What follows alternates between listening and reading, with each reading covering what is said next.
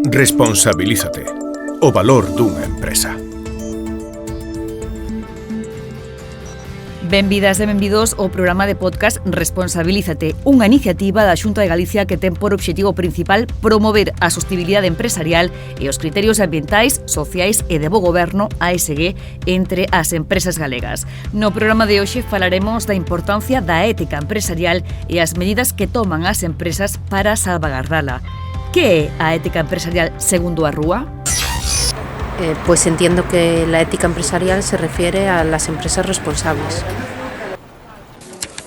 Unha empresa ética é aquela que coida o medio ambiente e as persoas.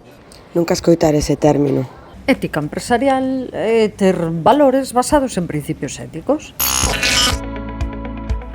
A definición máis extendida de ética empresarial refírese a ela como o conxunto de principios e valores que rexen o comportamento dunha organización na contorna dos negocios.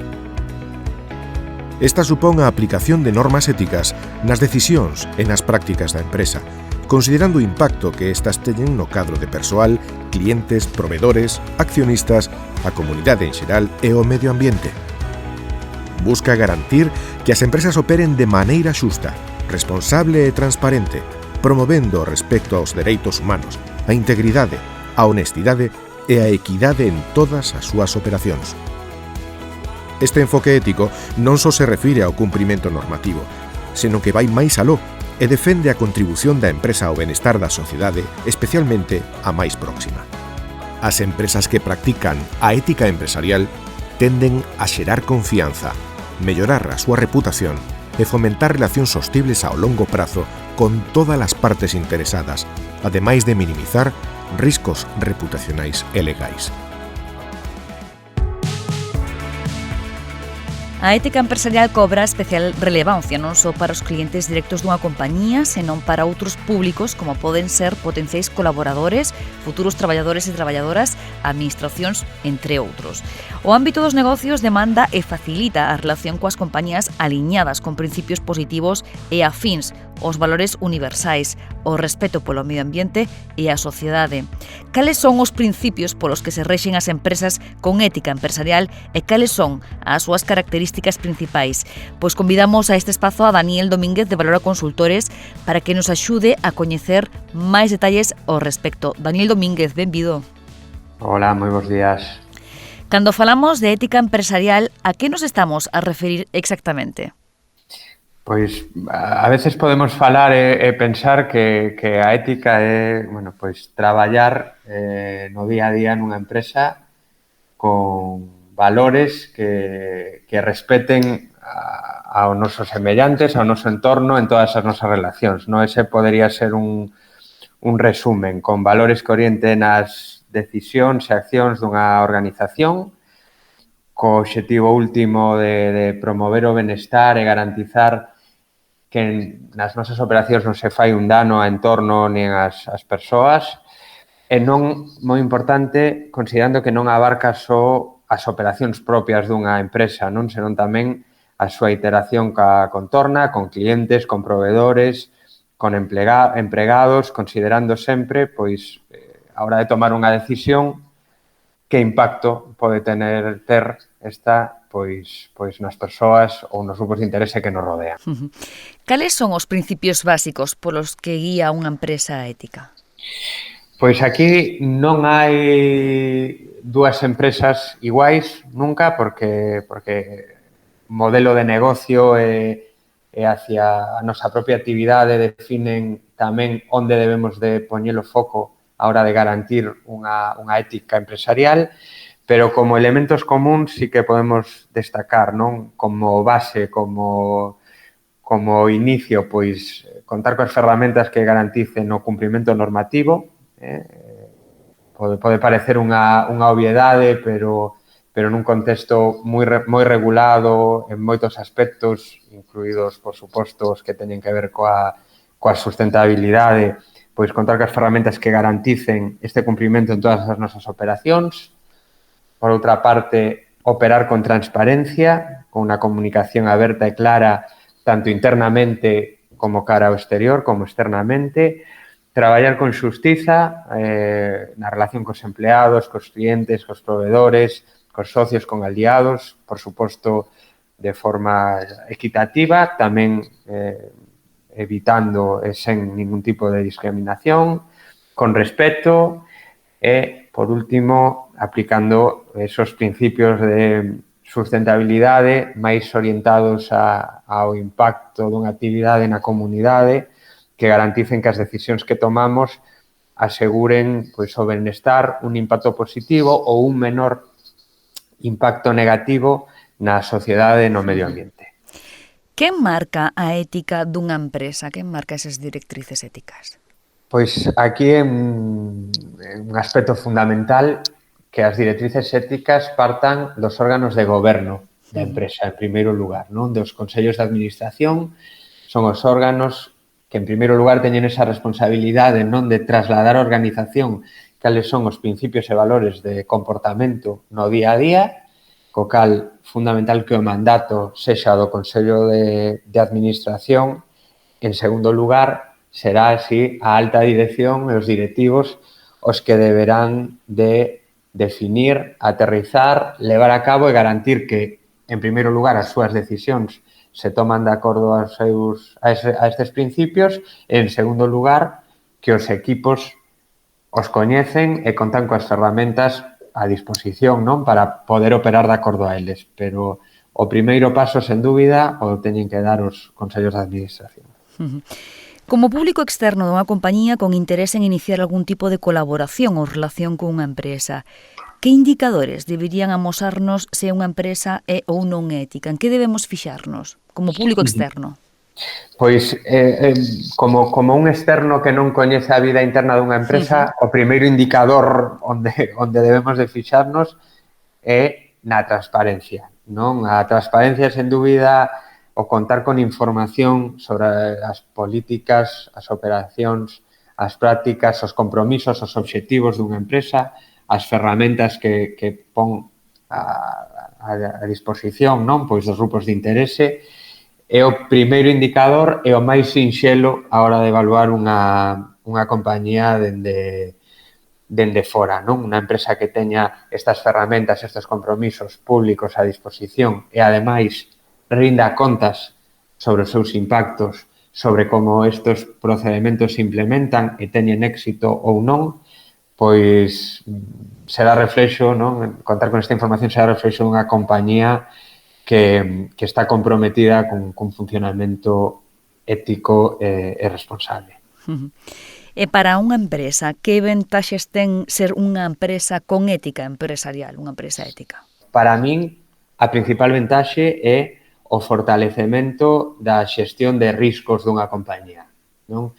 Os impactos negativos, e temos moitos exemplos en empresas de todos os tamaños, os impactos negativos de unha organización xestionada con pouca ética, sexa onde sexa este impacto, sexa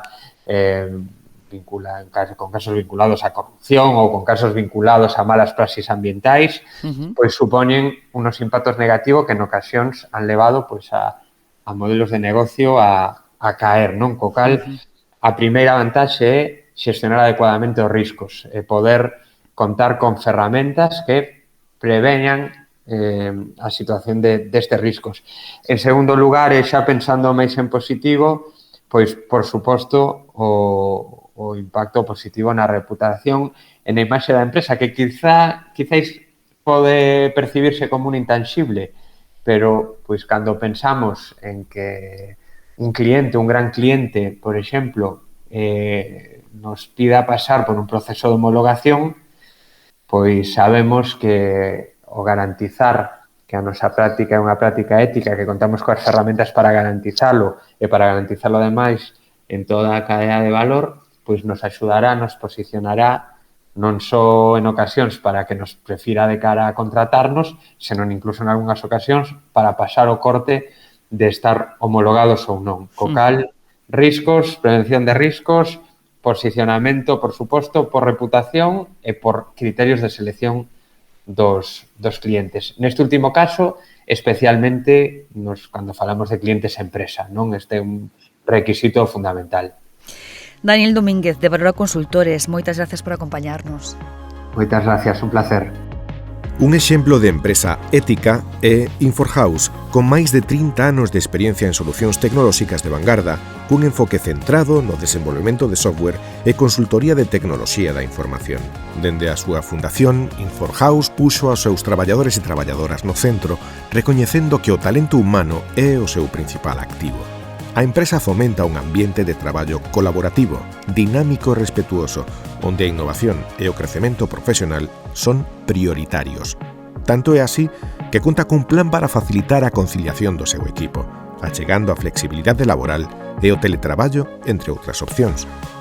Con case 100 persoas empregadas, Inforhouse valora a diversidade e promove a inclusión, asegurando que cada empregado e empregada teña igualdade de oportunidades para desenvolverse e alcanzar o seu máximo potencial. Inforhouse, situada en Santiago de Compostela desde 1988, conta con numerosos certificados que acreditan o seu bo facer empresarial. Acompáñanos ao outro lado do teléfono Blanca Iglesias, responsable de marketing de Inforhouse. Bo día. Bo día. Como entende vostede a ética empresarial? Que é para a vosa empresa? Bueno, primeiramente, isto ven todo de que, as empresas esa época na que estaban desenvolvendo a súa actividade de unha forma guiada ao resto das sociedades o quedou atrás. E ahora mismo ten que integrarse na sociedade. E para facer esa integración, as empresas xa non importa só que sean rendables, que teñan beneficios, que vendan moito, non? Sino que tamén importa como o fan, como desenvolven a súa actividade. Nese sentido, as empresas valoran como queren relacionarse coas sociedades de unha forma avasalladora, digamos, ou máis ben seguindo uns principios éticos, non? Entón, ao final a ética empresarial consiste neso, en verificar que valores tes na compañía, como queres adaptarte á sociedade, que relación queres manter con todos, tanto que sexa con clientes, con futuros clientes, coa comunidade en xeral, con a competencia, coa administración pública e cos propios empregados, empregadas ou posibles empregados. Entón, nos vendo así, para Inforhouse a ética empresarial e os estándares éticos que temos implantados son un valor na nosa compañía, é un xeito de facer as nosas cousas e que realmente marca a nosa dirección estratégica. A responsabilidade ética é compatible coa rentabilidade empresarial? Como se consigue ese equilibrio? É totalmente compatible. Cada vez máis, como decimos, esta idea das empresas ailladas da sociedade quedou atrás. Co cal, cada vez o tema de como se fan as cousas é cada vez máis importante, tamén para os clientes. Nos mesmos, nos proveedores tamén exiximos que a cadena de suministro sexa o máis sostenible posible, o máis respectable, que con estándares éticos e demais. Entón, nese sentido, ter ética empresarial dache a oportunidade de acceder a oportunidades de venda, non? A oportunidades de negocio. E, ademais, é unha forma de ser honestos cos clientes tamén, co cal, ao final, tamén a imaxe, a relación de confianza, a fidelidade que teñen os clientes con nós, sin dúbida é moi importante e fai que, ao final, a rentabilidade empresarial tamén crezca. O sea, que é totalmente compatible. Inforhouse, de feito, conta con código ético. Dende cando e como xurdiu a necesidade de crealo? Pois xa no ano 2017 tivemos a nosa primeira política de responsabilidade social empresarial. Entón, tiñamos os estándares éticos e os valores éticos os tiñamos, digamos, deslavazados, non? Por diversa documentación. No ano 2019 fixemos o noso primeiro informe de sostibilidade, que era do exercicio anterior, do 2018. Entón, ao final estaba el manual de bienvenida, había diferentes estándares éticos, e unha das cuestións que surdiu nese informe no 2019 foi a implantación dun código ético 100% documentado e que fóramos capaces de difundilo na nosa empresa, o noso equipo. Entón, o primeiro código ético foi no 2020 e, é o que imos actualizando e difundindo internamente para seguir os estándares que consideramos aceptables. A empresa realiza auditorías internas para avaliar o cumprimento dos seus estándares éticos? Sí, vamos a ver, nós temos un sistema de xestión integrado e dentro dese sistema atópase toda a parte de responsabilidade social empresarial. Entón, este sistema, toda a cantidad de información que se volca tamén no cumprimento de estándares éticos, ao final aparecen diferentes espacios, por exemplo, na avaliación de riscos ou aparece na medición de obxectivos, porque tamén poñemos evaluamos riscos de temas de incumprimento de estándares éticos e avaliamos tamén, facemos ou definimos obxectivos en ese sentido. Co cal, ao final, é unha evaluación continua máis que unha auditoría interna nun momento dado. O que pasa que, claro, estar todo dentro do mismo sistema sométese a auditorías internas. Vense xa directas e concretas do tema dos estándares éticos ou vense xa máis generais e incluso auditorías externas. E xa para rematar, de que xeito as novas tecnoloxías poden contribuir á promoción da ética empresarial? Bueno, esta, además, nós sendo do sector tecnolóxico, pois é moi interesante esta pregunta, non? Ao final as novas tecnoloxías permiten facer todos os procesos de un xeito, deberían facelo dun xeito rápido, áxil e seguro, non? Entón, eu penso que, a todos os avances que hai, por exemplo, hai un montón de solucións de software que solucionan, nunca mellor dito, non? Todos os problemas que pode haber á hora de levar diferentes procesos e adaptalos a esa ética empresarial, non? Pois a min non ocurrérseme todo o tema que ten que ver con laboral, por exemplo, para todo o tema de registro salarial, non? Por exemplo, ou cosas así. Pero logo, ademais, eu quero sí que vincular unha cosa moi importante que é o tema da seguridade tecnolóxica, non? Cada vez máis os problemas de seguridade tecnolóxica están no día a día de todos. Entón, as solucións de seguridade, a tecnoloxía aplicadas á seguridade, a ciberseguridade, é vital, por exemplo, para manter os temas de ética empresarial. Por todo o que permite controlar os accesos ao control da información, o uso evitar o uso non autorizado de información. Entón, en ese sentido, todo o que teña que ver con tecnoloxías asociadas á ciberseguridade, eu penso que ahora mismo é como que está, que ademais va un pouco en concordancia co que é a ética empresarial, non? E co que son os estándares éticos así máis habituais que solemos ter as empresas. Entón, en ese sentido, a tecnoloxía está claro que beneficia todos os procesos e a ética empresarial tamén. Blanca Iglesias, responsable de marketing de Inforhouse, moitísimas grazas por acompañarnos. Gracias a vos pola oportunidade. Escoitas Responsabilízate, o valor dunha empresa.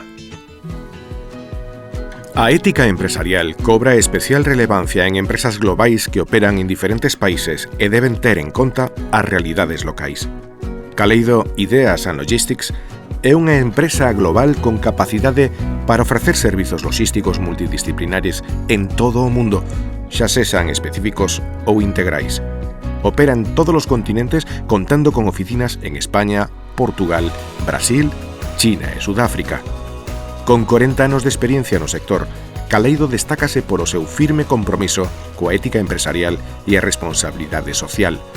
O seu enfoque céntrase en ofrecer solucións logísticas sostibles, innovadoras e respectuosas co medio ambiente, apoiadas por certificacións internacionais como o ISO 9001, ISO 14001 e a verificación de emisións de gases de efecto invernadoiro de JOIDS. Ademais, Caleido aposta por un desenvolvemento ecolóxico en sectores estratégicos como a automoción, a alimentación e a enerxía eólica. Grazas á súa sólida xestión financiera e á súa capacidade para adaptarse ás necesidades dos seus clientes, a empresa conseguiu manterse competitiva a nivel global, promovendo unha logística máis eficiente, ecolóxica e responsable. Para coñecer en detalle como unha empresa galega global promove a ética empresarial, convidamos a este espazo a Elena Rodríguez de Robles, directora de Persoas e Talento de Caleido. Benvida, Elena. Muchas gracias, buenos días. Como promove Caleido a ética empresarial entre os seus empregados e empregadas en diferentes países e culturas? Intentamos tener un marco global y una cultura muy acentuada. Entendemos la actividad empresarial como un grupo de buenas personas que se juntan bajo un mismo objetivo, ¿no? Y con las ganas de conseguir ese objetivo común. Es por ello por lo que los valores, la ética y, por supuesto, la transparencia, la honestidad y que el sentimiento más humano, ¿no?, está presente en nuestro día a día. E que medidas toma a Caleido para fomentar o desenvolvemento profesional e persoal do seu equipo dentro dun marco de responsabilidade social? Bueno, creo que esto es un poco nuestro ADN. Hemos entendido siempre la sostenibilidad como el hacer que nuestros trabajadores entiendan su trabajo en Caleido no como una forma de vida, sino como una oportunidad. Como con el trabajo de todos, conseguir que sea un empleo de calidad y que tenga una duración en el tiempo. Y al final eso hace que un poco nuestro propósito sea devolverle al mundo lo que nos da y, por supuesto, hacer de este mundo un mundo mejor para las futuras generaciones. Trabajamos con campañas continuamente y además, bueno, pues tenemos la gran suerte de que tenemos oficinas alrededor del mundo, en este caso en África, que son países en vía de desarrollo y con un porcentaje de pobreza muy, muy grande. Y trabajamos primero desde el conocimiento, luego desde la solidaridad, por supuesto, pero sobre todo desde intentar mejorar su calidad de vida, no a través solo de donaciones, digo solo, porque por supuesto que los empleados y nuestros proveedores y clientes participan en esas donaciones, sino en crear un sistema circular en el que podamos darles formación a través de nuestra Escuela del Sagrado Corazón, en la que se atienda a 640 niños para que tengan una oportunidad, ¿no?, y puedan finalizar a través de acuerdos posteriores cuando salen de la escuela, trabajar en Caleido, ¿no? Eso para nosotros es la sostenibilidad y así lo entendemos. De que maneira integra a empresa os valores de sostibilidade e innovación no desenvolvemento do talento e na formación interna, non só en África, polo que nos acabas de contar precisamente desta escola, senón, por exemplo, pues aquí en España? Sí, como te decía, es nuestro ADN. Entonces, ya en el proceso de selección intentamos remarcar muy, muy bien cuáles son nuestros pilares. Por supuesto, la sostenibilidad y la innovación son pilares fundamentales y estratégicos para el crecimiento de Caleido y de las personas. Nosotros sostenibles llevamos siendo mucho tiempo, sí que es verdad que ahora pues se habla mucho más de sostenibilidad, pero creo que es importante centrarlo en las diferentes patas. Somos una empresa que financieramente está saneada, que llevamos muchos años haciendo bien los deberes y por ello podemos continuar invirtiendo y creciendo. Por supuesto con las personas, porque son nuestra prioridad y creemos firmemente que un empleado feliz se traduce en un cliente satisfecho y, por tanto, invertimos mucho tiempo efectivamente en esa formación y desarrollo de las personas a través de planes de carrera, a través de cantera, contratando personas en su primer empleo y dedicando muchos recursos a la formación interna. De esa manera, aseguramos que desde el principio perciban la importancia de que no están de paso, de que es un compromiso y que va más allá de la realización de unas tareas o de unas funciones. E que iniciativas de conciliación laboral ofrece Caleido para mellorar o benestar e a motivación dos seus empregados? Hoy en día está como muy de moda, ¿no?, la conciliación y el teletrabajo. Nosotros llevamos teletrabajando desde el año 2010. Sí que es verdad, y no voy a engañar a nadie, que a los trabajadores les costaba irse a casa a trabajar. Yo les proponía, ¿no?, el que fuesen pues 2 veces al mes para sacar aquellos temas pues que requiriesen de una mayor concentración, pero ya conciliábamos previo. Además de ello, bueno, pues tenemos medidas como a la vuelta de la maternidad sin reducción de sueldo, damos la oportunidad de que las mamás o los papás tengan un horario solo de mañana para poder adaptarlo a los horarios pues también de cuidadoras, de guarderías. Damos días de vacaciones a mayores, las vísperas de festivo siempre se trabaja de 8 a 3, por supuesto los viernes. Damos 4 meses en verano de jornada intensiva de 8 a 3 sin tener que recuperar absolutamente nada.